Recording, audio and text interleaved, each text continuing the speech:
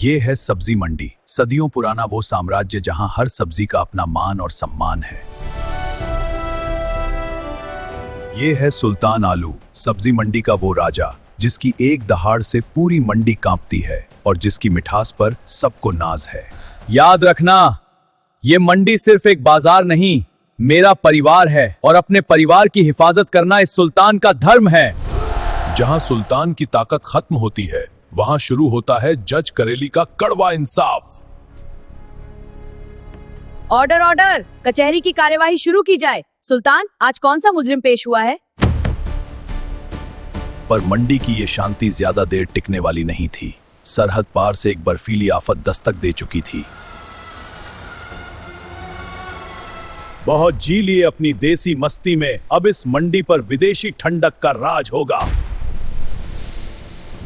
विदेशी बर्फ को देखकर सुल्तान आलू का खून खौल उठा। अपनी मंडी की माटी के लिए वो किसी भी आफत से टकराने को तैयार था। अरे ओ विदेशी गोभी, यहाँ सिर्फ देसी दम चलता है का? दोनों ताकतों की टक्कर से पूरी मंडी थरथरा उठी थी, पर इस जंग को रोकने के लिए कानून का आना लाजमी था। ऑर्डर, रुक जाओ तुम दोनों, ये मंडी मेरी अदालत है, तुम्हारी कुश्ती का अखाड़ा नहीं। ब्रोकली को न सुल्तान का डर था न कानून का खौफ, वो तो इस मंडी की जड़ों को बर्फ बनाने आया था। अदालत, कानून?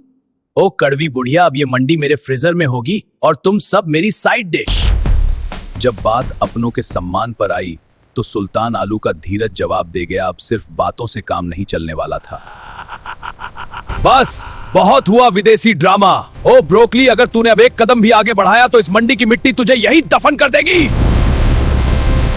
सुल्तान की चेतावनी का जवाब ब्रोकली ने खौफनाक तरीके से दिया। उसने अपनी फ्रोजन सेना को युद्ध का इशारा कर दिया था।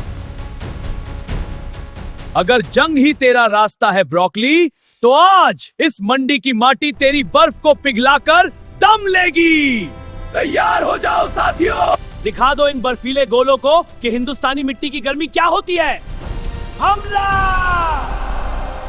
मंडी की आबो हवा अब बदलने वाली थी। एक तरफ विदेशी ठंडक थी तो दूसरी तरफ देसी मिर्च का तीखापन। ब्रोकली ने अपनी हार को जीत में बदलने के लिए अपनी आखिरी चाल चली। उसने पूरी मंडी को एक चलते फिरते फ्रिज में बदलने का फैसला कर लिया था। ये ठंडक हमें नहीं रोक पाएगी। भाइयों, अपनी हिम्मत की आग को बुझने मत देना, आज सूरज हमारी रगों में दौड़ेगा। ब्रोकली की ठंडी चाल को मात देने के लिए सुल्तान ने अपना सबसे तीखा हथियार इस्तेमाल किया, लाल मिर्च का वो प्रहार जिससे पत्थर भी पिघल जाए। देख ब्रोकली, हमारी मिट्टी की तासीर गर्म है, तेरी ये नकली बर्फ हमारे हौसलों के आगे पानी पानी हो जाएगी। भाइयों, आगे बढ़ो। सुल्तान की चुनौती का जवाब ब्रोकली ने खौफनाक तरीके से दिया। उसने अपनी फ्रोजन सेना को युद्ध का इशारा कर दिया था। उठो मेरी फ्रोजन सेना, हमला करो। ब्रोकली ने अपनी हार को बर्दाश्त नहीं किया। उसने मंडी के वजूद को मिटाने के लिए अपना सबसे खौफनाक और विशाल रूप धारण कर लिया था। बहुत जी लिए अपनी देसी मस्ती में, अब इस मंडी पर विदेशी ठंडक का राज होगा। तू चाहे पहाड़ जितना बड़ा हो जाए ब्रोकली, पर याद रखना, पहाड़ भी आखिर इस मिट्टी पर ही खड़े होते हैं। ब्रोकली का एक बार पूरी मंडी को तबाह करने के लिए काफी था, पर सुल्तान को डिगाना इतना आसान नहीं था। तूने बर्फ का सहारा लिया, पर मैं इस मिट्टी का बेटा हूँ। जब तक ये माटी मेरे साथ है, तेरा कोई वार मुझे छू भी नहीं पाएगा। विशाल शरीर के साथ ब्रोकली अपनी रफ्तार खो चुका था और यही सुल्तान के लिए सबसे बड़ा मौका था। जितना बड़ा शरीर उतनी ही बड़ी कमजोरी। तेरी इस बर्फ की जड़ें मैं अभी काटता हूं। भाइयों, इसके घुटनों पर वार करो। सुल्तान का इशारा पाते ही पूरी मंडी एक हो गई। लाल मिर्च की तपिश और बैंगन की समझदारी ने विशाल ब्रोकली के पैरों तले जमीन खिसका दी। शाबाश मेरे शेरों, जब तक हम एक हैं, कोई भी बाहरी ताकत हमें झुका नहीं सकती।